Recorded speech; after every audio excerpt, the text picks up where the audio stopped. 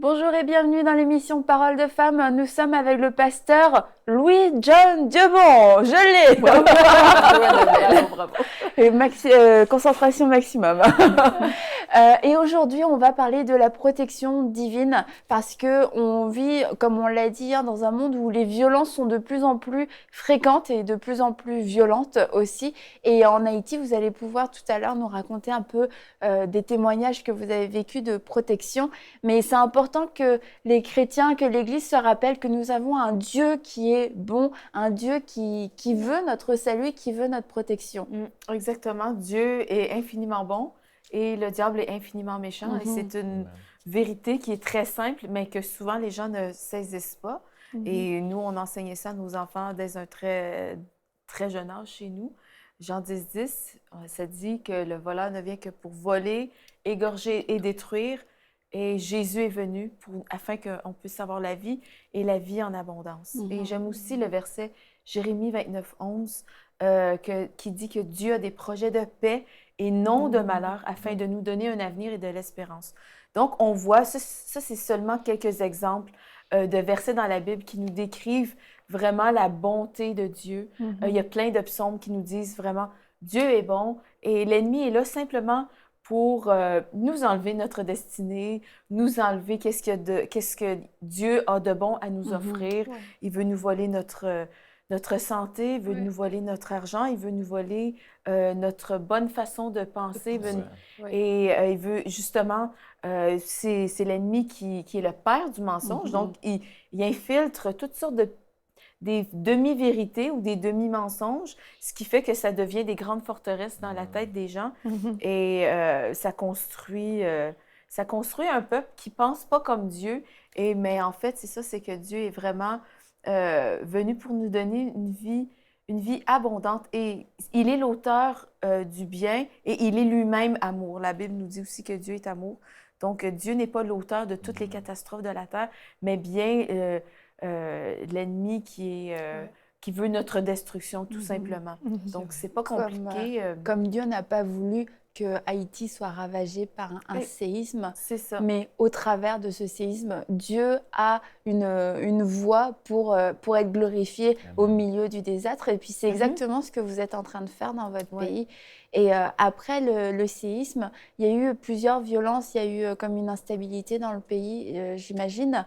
Et vous-même, dans vos centres, vous l'avez vécu?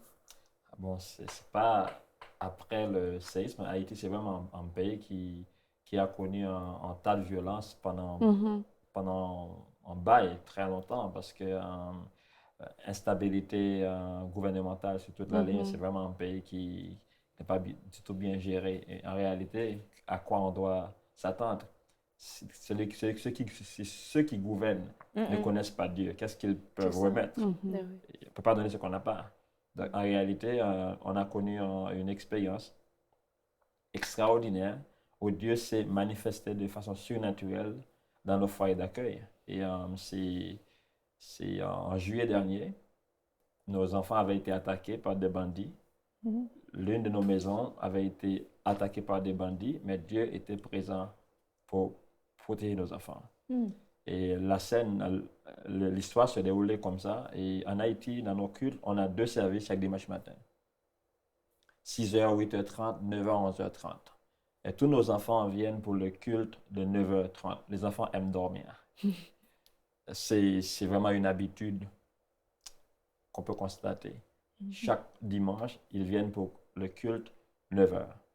Ce dimanche-là, où il y avait un foyer qui allait être attaqué par les bandits, ce foyer-là, ce groupe d'enfants-là qui avait été ciblé pour être attaqué, ce groupe d'enfants-là, depuis samedi soir, avait préparé leurs vêtements pour dimanche matin, sans aucune pression de leurs parents ou des parents qui gardent l'œil sur la maison. Ils avaient eux-mêmes décidé de préparer leur robe, leur pantalon ou leur truc pour venir à l'église dimanche matin. Les parents étaient un peu confus parce que d'ordinaire, ce sont les parents qui doivent dire aux enfants venez aller préparer vos vêtements pour partir à l'église demain. Et ce jour-là, il y avait une mobilisation. Tous les enfants. C'est comme si là, il n'y a pas un enfant qui a dit allons, on va faire ça. C'est comme si le Saint-Esprit. Alléluia. Quand c'est le Saint-Esprit a déposé quelque chose de particulier dans le cœur de chaque enfant, il y avait une mobilisation commune dans la maison. Il y avait des mouvements, on s'apprête pour dimanche matin, samedi soir. Dimanche, à 3h AM, tous les enfants se réveillent à 3h du matin. Ce n'est pas un qui est allé dire, voilà, tu dois te réveiller. Et à la même heure, 3h, paf, tous les enfants étaient déjà sur le pied, en train de se laver pour venir dans le premier culte.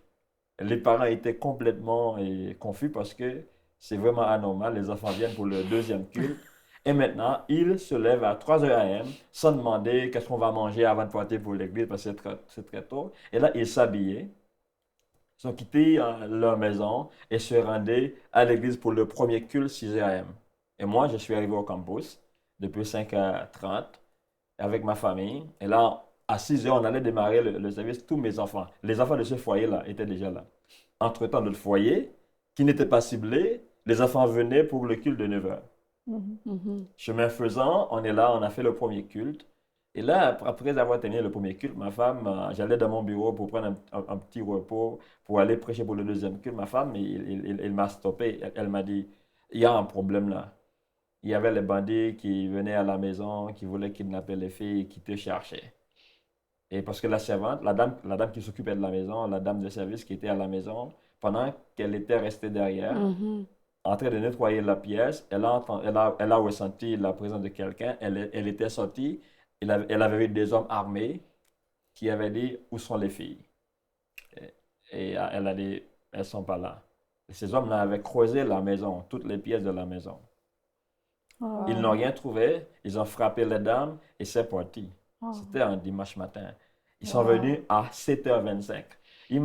T'imagines les enfants? Normalement, tous les enfants auraient dû être là à cette heure-là. Parce que d'ordinaire, ils viennent à l'église à 9h AM. Mais ce jour-là, depuis 6h AM, tous les enfants étaient à l'église. Et les bandits venaient vers les 7h25 dans la matinée. Wow, gloire à Dieu. C'était vraiment la protection surnaturelle qui se manifestait de façon pas expliquée. Là, ce n'est pas la fin de cette histoire-là, parce que il y a encore, on veut connaître la suite. Oui, c'est vraiment extraordinaire. Alors là, j'ai prêché le deuxième culte. Je n'étais pas resté pour écouter ma femme pour avoir tous les détails parce que je voulais me focaliser sur le service. Et là, j'avais un message pour mon église et j'ai prêché le deuxième culte et j'avais délivré le message. Et puis après là, bon, je me reposais après le message pour 30 minutes. Et après, j'ai appelé ma femme. Elle m'a dit, voilà, qu'est-ce qui s'est passé. J'ai rassemblé tous les enfants et les mamans dans la pièce pour avoir une idée sur la situation. Et là, quand on m'expliquait le fait, moi là, je pensais que j'étais en train de rêver. Mais ça me fait plusieurs années dans cette zone-là. Et j'ai jamais entendu une chose pareille. On attaque les foyers d'accueil, on veut faire ça. J'ai dit, ah bon, ok. Et là, j'avais dit aux enfants, qu'est-ce qu'on va faire? Et là, il m'avait dit, on va retourner à la maison, c'est notre maison. Vous savez, il n'était pas là. Pas de question d'avoir peur, il n'avait pas vu les bandits. Et là, on avait mobilisé les gens pour aller dormir avec les enfants cette soirée-là. Mobilisé, j'avais appelé des amis qui ont des connexions, des polices qui patrouillaient le coin pendant toute la nuit là. Et il y avait une forte pluie dimanche soir. Les enfants pouvaient dormir dimanche soir. Et lundi matin, c'est arrivé. Et la police était allée sur les lieux. Il y avait une présence des personnes qui paraissent un peu impressionnées parce que quand on est en foyer d'accueil, les bandits peuvent penser que ce sont les orphelins qui n'ont pas de backup, on peut venir faire n'importe quoi. Et là, on avait voulu montrer, il y a le gouvernement qui est derrière nous, nous sommes reconnus par le gouvernement haïtien et ce qu'on fait là, ce n'est pas quelque chose qu'on fait en coulisses, un peu illégal. Et là, la police était là et contrôlait la maison. Et j'ai pensé que c'était ça la réponse. Que ça allait être suffisant. La protection divine est vraiment plus grande que ça. On peut essayer son petit truc, mais quand Dieu, il est là, ça fait toute la différence. Donc le dimanche matin, ils ont été épargnés, ils étaient à l'église. Le dimanche soir, vous avez mobilisé tout le pays pour patrouiller autour de votre maison. Et donc le dimanche soir, c'est passé sans encombre. Et là, on est au lundi. On est au lundi. Et là, lundi, j'avais eu une réunion au campus avec les jeunes. On s'apprêtait à faire un programme pour près de 300 enfants dans la communauté. C'était une réunion d'entraînement sur comment travailler avec les enfants. On n'avait plus que 40 jeunes qui étaient en entraînement. Et parmi ces jeunes-là, il y avait mes enfants. Certains de mes enfants étaient là dans l'entraînement. Mais il y avait 4 qui habitent dans cette maison-là qui étaient avec moi. Ma femme m'appelle vers les 7h30 pour me dire il faut rentrer parce que la zone, et les gens te cherchent et voilà. Mais j'avais 4 enfants avec moi et j'avais dit je ne peux pas laisser mes enfants dans les rues parce qu'ils sont aussi les cibles de l'ennemi. Oui. Et je vais emmener mes enfants. Et j'ai mis les enfants dans la voiture, j'ai grimpé une pente, allé à la maison. Il y avait une petite pente là. Pendant que j'étais en train de la grimper, et mon portable sonnait et il y avait la dame qui travaillait pour moi, elle m'appelait en chuchotant. Quand elle m'a appelé, j'avais ressenti quelque chose. Elle a dit là, pasteur, les bandits envahissent la maison. Oh non. Et là, lundi soir, vers les 7h55, la maison était envahie par des bandits. Les bandits qui entraient, les enfants étaient dans une pièce devant en train de regarder la télé. Cette pièce-là, on peut voir les enfants étant dehors parce que c'est comme la galerie et c'est pas dans une pièce fermée là. Et là, la porte de la galerie était ouverte. Il y a une pièce à côté, c'était le salon et les enfants étaient en train de regarder la télé dans le salon. Et là, ils ont vu les bandits qui entraient dans la maison. Il y avait un petit chien là qui a fait sa petite histoire. Et là, il avait été frappé par les bandits. Les bandits commençaient par creuser la maison. Là, je m'arrêtais, j'ai appelé toutes les connexions qu'on peut imaginer. Ce sont les efforts sans appel. J'ai appelé mes connexions, la police, et là, mais ça ne marche pas. Dieu a voulu m'enseigner une leçon. Je suis arrivé sur les lieux, je suis devant la barrière, je ne pouvais pas rentrer parce que les hommes étaient armés. J'avais dit, waouh, et je suis là pendant tout ce temps-là. J'ai appelé encore la dame m'a dit, j'ai dit, Alain, je suis là. Il m'a dit, les bandits sont là, ils sont en train de creuser la maison.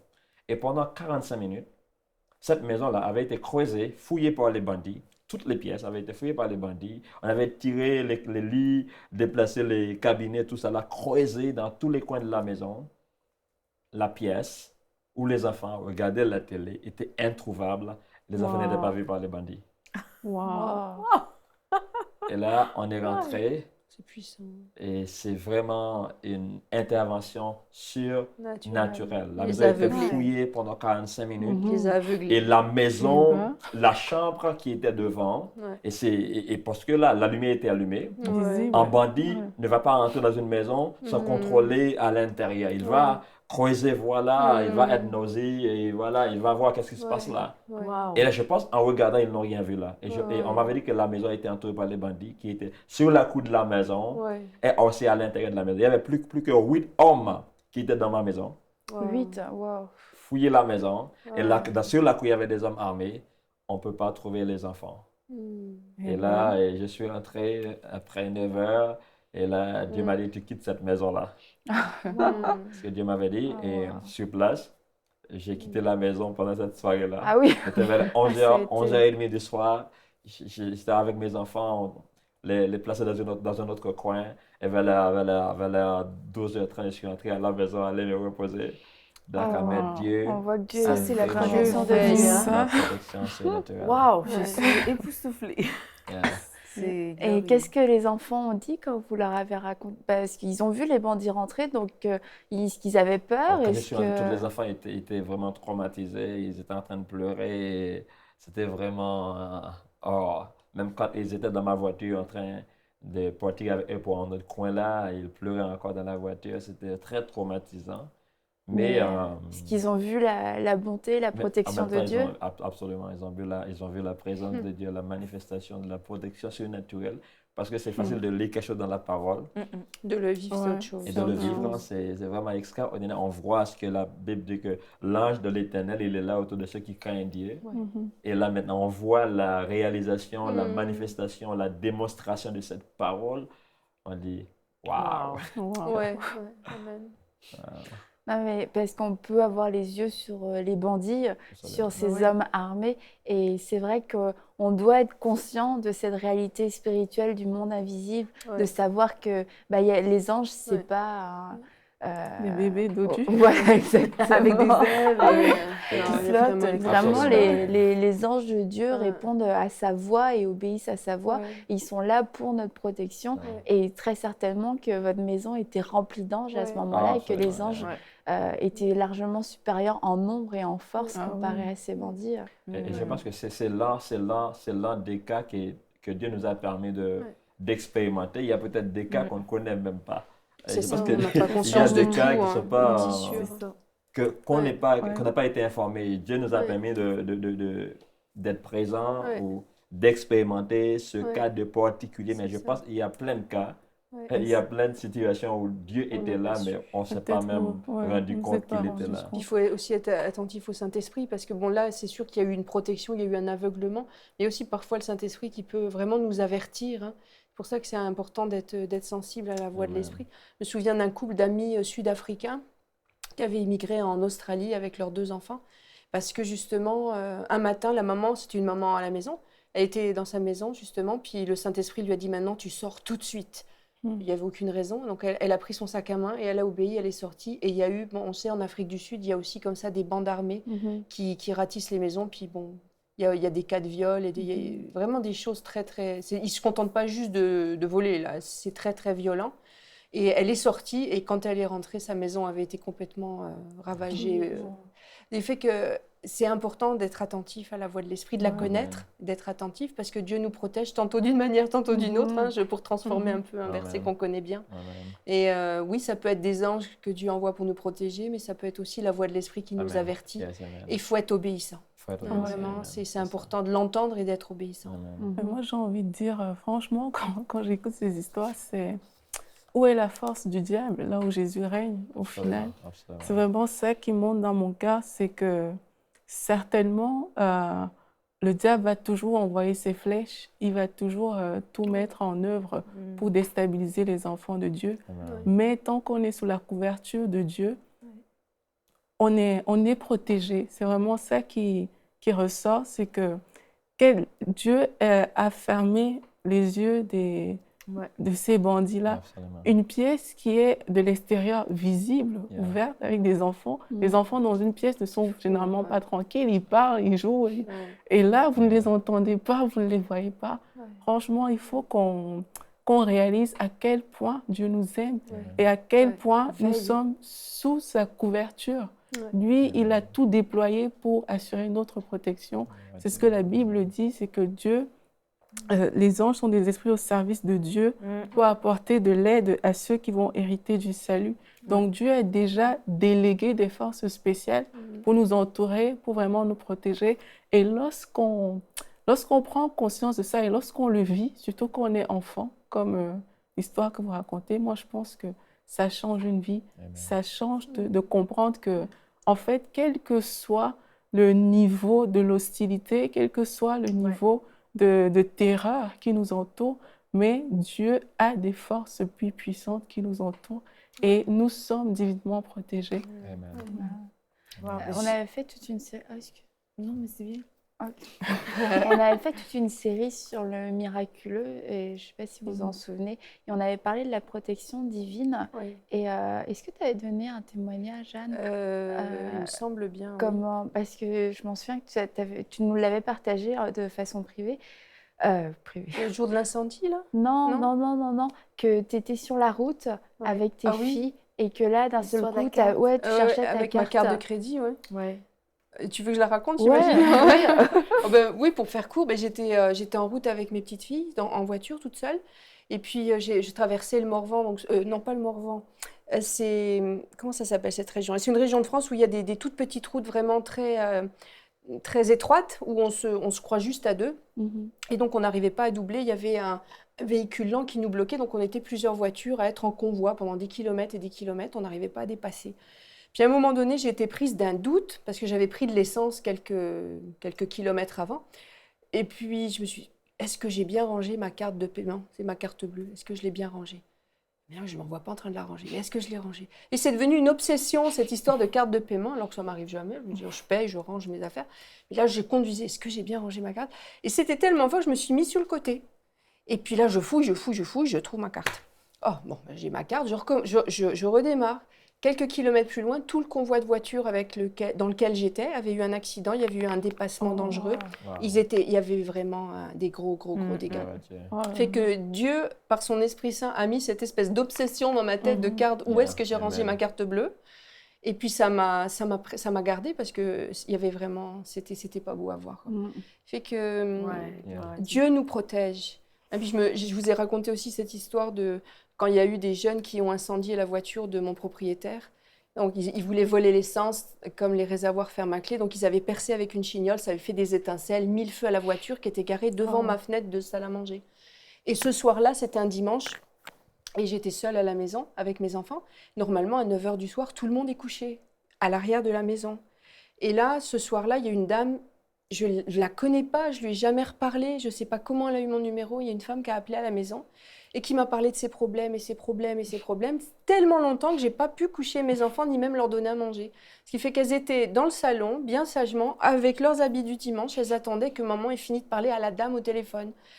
Et puis, quand les jeunes ont mis le feu à la voiture, j'ai entendu un bruit de verre et j'ai vu des flammes devant ma fenêtre de salle à manger. Ça fait qu'on a juste eu le temps de sortir avec mes enfants.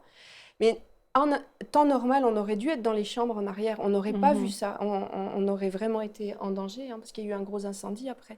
Mais on a eu le temps de sortir. J'ai eu le temps d'évacuer même la voiture de l'église. J'ai pris le lapin. On avait un lapin. En tout cas, on s'est sauvé le lapin. Wow. C'était en plein mois de janvier. On s'est retrouvés dans la rue avec la caisse à lapin et puis on regardait la maison brûler, quoi. Mais enfin, chez moi, ça n'a pas brûlé. Ça a brûlé chez le propriétaire. Et d'ailleurs, je l'ai raconté dans une autre émission. C'est cette dame de l'école maternelle qui m'a dit un jour, mais c'est fou, chez vous, ça n'a pas brûlé, ça a brûlé au-dessus. C'est comme s'il y avait un bras qui a bloqué la flamme. Et on voyait sur le mur blanc, c'était un mur peint en blanc, on voyait vraiment une ligne verticale brune. Là, c'était brûlé, là, c'était pas brûlé. Et chez moi, il n'y avait rien, juste une odeur de fumée. Fait que, oui, la protection de Dieu, j'y crois. Dieu a envoyé miraculeusement cette femme me casser les pieds au téléphone, littéralement. Et je sais même pas, je me souviens même plus de son nom, je sais même pas d'où elle sort cette femme. Mais grâce à ce coup de téléphone, on a pu sortir tout de suite. Et on était déjà habillés, on est sortis tout de suite. C'est lui qui demeure. Fait que Dieu est fidèle, il voit beaucoup de choses, il veille sur nous et il nous protège. La puissance du psaume 91, la protection de Dieu. Ça, c'est un psaume à se répéter, puis à déclarer sur nos vies. Puis on n'a pas besoin d'être dans un pays en guerre, dans un pays où, a priori, il y a plus de violence, parce que le diable veut nous détruire, quoi qu'il en soit, peu importe, même dans le pays le plus sûr du monde. Et la seule protection qu'on a, comme le pasteur l'a dit, c'est la protection divine, parce que vous avez ameuté tout le monde, mais finalement, il n'y a aucune armée, il y a personne qui aurait pu opérer cette protection surnaturelle. Et puis, on entend beaucoup parler d'attentats en ce moment, et puis il y a comme une espèce de peur, de psychose qui s'empare un peu des gens.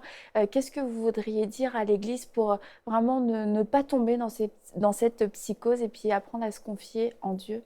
Ça, c'est vraiment quelque chose que l'Église a besoin d'être équipée, parce qu'aujourd'hui, c'est presque dans tous les pays du monde, il y a des problèmes, des attentats, soit des crises politiques ou autre chose, je ne sais quoi, ou l'insécurité. Mais imaginez quelqu'un qui porte des choses pour faire du mal aux autres. Et pendant qu'il porte cette chose-là, il pense qu'il est puissant. Il a peut-être un pistolet ou un 45, il marche à 8h, à 4h, à 5h du matin, il pense qu'il est puissant. Pourtant, il est limité. Mais on sert un Dieu qui n'est pas limité. On sert un Dieu qui est extrêmement puissant, qui est insondable. Et ce Dieu-là, il est avec nous. Imaginez un président qui est entouré par ses cortèges de sécurité. Il pense qu'il est plein de confiance parce qu'il est entouré par des hommes qui sont là pour lui. Nous avons plus que ça. Nous avons plus que ça. Nous avons besoin de savoir que Dieu, il est pour nous, il est avec nous. Et ses anges sont là à nos services. Et aussi, être sensible à la voix du Saint-Esprit. Oui, vraiment. Ça, c'est un point important. Et j'avais eu une expérience chez moi, ça fait quelques mois. Et j'allais quitter la maison vers les 5h30 du matin. J'allais partir voir un frère qui était malade et j'allais quitter ma maison à 5h du matin. J'allais ouvrir la barrière. On est dans un appartement. J'allais ouvrir la barrière. Je suis arrivé devant la barrière. J'avais ressenti dans mon cœur une voix qui m'a dit « Va t'asseoir dans ta voiture ». J'ai quitté la barrière. Je suis allé assis dans ma voiture pendant 10 minutes. Et après 10 minutes, cette voix m'a dit « Maintenant, tu peux sortir ». J'ai quitté la voiture, j'ai descendu de ma voiture, je suis allé ouvrir la barrière et en ouvrant la barrière, j'avais vu une dame qui courait vers moi en pleurant. Elle était en train d'être pillée devant ma barrière. par des bandits. Ça fait 10 minutes. Il y avait beaucoup de bandits qui étaient devant ma barrière en train de piller une dame et je ne savais pas. Et là, si j'étais sorti pour ouvrir la barrière, on allait me tuer. Mais là, Dieu m'a dit, tu ne sors pas. Va t'asseoir dans ta voiture. Et je devrais être à temps, je devrais quitter ma maison à 5h30, mais il était déjà 5h30. Je devrais dire, voilà, je dois quitter à 5h30, mais je suis arrivé devant la barrière et j'ai pris du temps et Dieu m'a dit, dans mon esprit, tu ne dois pas sortir. Va t'asseoir dans ta voiture. Là, je suis assis pendant 10 minutes et après 10 minutes, il m'a dit, tu peux ouvrir la barrière maintenant. En ouvrant la barrière, on avait pillé la dame, on a volé son passeport, les hommes qui étaient sur des motos, et c'était plusieurs. Et là, c'est une femme. En voyant un homme sortir d'une maison, on allait me tuer. Mais la protection divine qui était là, ça m'a permis d'être là aujourd'hui. Et vous avez été obéissant aussi à la voix de l'Esprit, ça c'est très important. Souvent, les gens disent pourquoi ça arrive, pourquoi ça m'est arrivé. Et Dieu avertit toujours ses enfants. Il faut. Mais il y a aussi, j'entends de plus en plus des gens dire oh ben c'est la fatalité. Non. Et je déteste ça parce que je crois que on peut et on doit se mettre sous la protection de Dieu. Et quand on a notre culte le matin tout seul avec le Seigneur, c'est pas être pessimiste que te dire Seigneur, je te remets cette journée, protège-moi, protège ma famille, protège mon église. On se place sous la protection de Dieu. C'est pas superflu et c'est pas être pessimiste que de faire ça. Et c'est tordu de dire qu'il arrivera ce qu'il arrivera. Je l'entends de plus en plus, c'est pour ça que je le dis. C'est un petit peu le Inch'Allah de l'islam. Hein. Il arrivera ce qu'il arrivera, hein, la fatalité. Je ne crois pas qu'il y ait une fatalité dans notre vie chrétienne. Il y a un combat spirituel qui se fait. Le diable nous rôde autour en essayant n'importe quoi, n'importe quel stratagème pour nous nuire, pour nous détruire, pour nous égorger, pour nous faire du mal, nous empêcher de rentrer dans les plans de Dieu. Il y a un combat, donc il n'arrive pas ce qui doit arriver. Il n'y a pas de fatalité, il y a un combat et chaque matin on doit se remettre entre les mains de Dieu et compter sur sa protection. Et ça c'est de la sagesse et la Bible nous dit que acquiert la sagesse, aime-la et elle te protégera. Et une des façons dont vraiment elle va nous protéger, c'est en nous gardant des dangers, en nous prévenant comme elle vous a prévenu déjà plusieurs fois. Et puis de pouvoir voir des choses extraordinaires comme vous avez vu dans vos camps, vraiment c'est formidable. Et puis j'espère que ça vous a inspiré à croire, à vous confier encore plus en Dieu. Et comme le pasteur l'a dit, on ne marche pas tout seul. On a une puissance illimitée qui est en nous, qui est sur nous, partout autour de nous. Dieu marche avec vous et son armée vous accompagne. Donc vous n'êtes pas seul, ne vous sentez plus vulnérable. Sachez que vous avez le roi des rois, l'Éternel des armées qui marche à vos côtés, qui ouvre la voie pour vous et qui vous protège. Donc ne marchez pas dans la crainte, ne vous laissez pas contaminer par cette psychose qui risque de monter dans les derniers temps, mais au contraire profitez-en pour témoigner de la fidélité, témoigner de la protection de Dieu. Et c'est le genre d'émission que je vous invite à partager pour dire aux gens, regarde ce que Dieu peut faire dans une vie. Dieu a pu protéger une maison entière remplie d'enfants, des bandits n'ont pas pu les voir. Regarde, voilà, c'est ça que mon Dieu peut faire. Donc créez au contraire un mouvement d'amour et de bonté qui vient de Dieu plutôt que de vous laisser emporter par la psychose. Et puis demain, on va parler, pour terminer cette série, de la sorcellerie et de la corruption, qui sont deux solutions finalement de facilité lorsqu'on vit dans des grandes difficultés. Alors on va voir comment vaincre la corruption et la sorcellerie demain dans Parole de Femme. Envoyez-nous votre témoignage à paroledefemme@enseigne-moi.com.